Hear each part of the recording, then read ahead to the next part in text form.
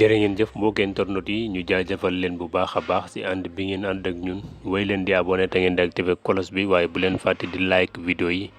dal leen ak jàmm ci xibaar yu njëkk ci bis bi.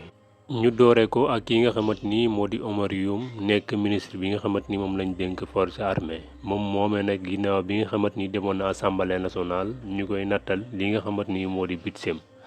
moom moomee nag di Oumar Youm question yi bëri woon na lool ci li nga xamante ni moo di ci boppam ci taabalam bi ñu ko doon laaj ci ñaari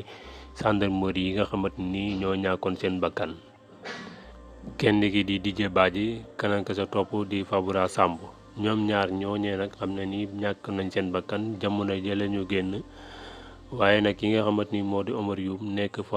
yor ministre di force armée nee na nag enquête bi ñu ngi ci maanaam mu ngi en cours dinañu xam maanaam lan moo tax ñoom ñaar ñooñee ñu ñàkk seen bakkan yéen anam lañ ñàkkee seen bakkan waaye ci fàttali nag kooru ki nga xamante ni mooy Didier Badji nag moom gis nañ ko